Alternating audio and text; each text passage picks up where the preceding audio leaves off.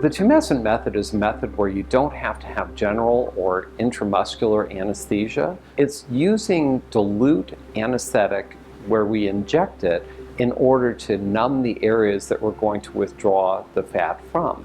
So it's a much safer method because you don't have to have the anesthesia. The anesthesia is what provides the risk for a liposuction procedure. So if you don't have anything like general anesthesia, you minimize the risk greatly.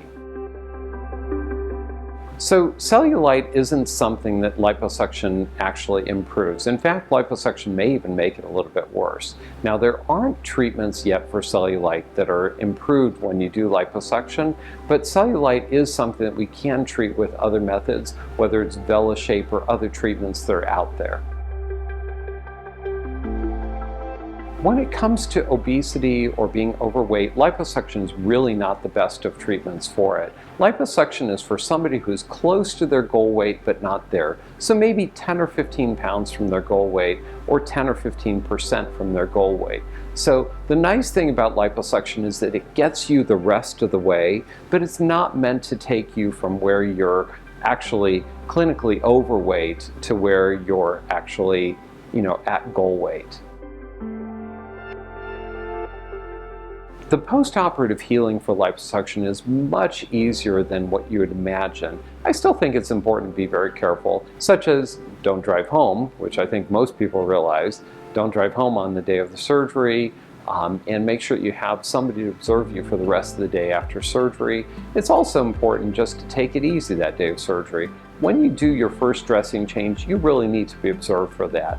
Sometimes people can feel a little bit woozy when they take off the garments for the first time. That's why we recommend that when you first take off those garments, you should be here and we'll observe you and we'll help you with your dressing change.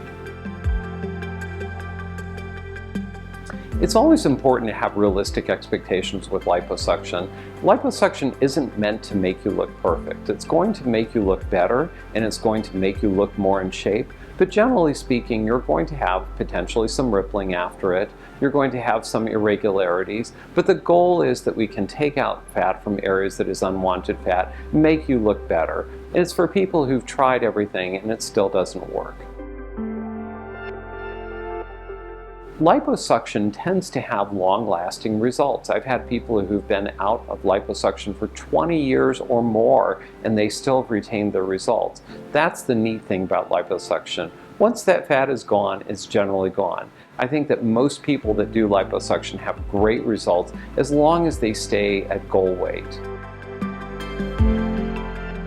Before liposuction, it's important to avoid either Sudafed or Actifed, aspirin, Advil, or anything that could affect clotting prior to liposuction. Additionally, it's important to not have any alcohol or alcoholic beverages before liposuction for at least 24 hours. But other than that, we have very limited instructions before liposuction, other than it's important to be rested for the surgery. We'll have some medications that we'll give you prior to the procedure, and you should take those and be very careful about those. If you have any questions, give us a call.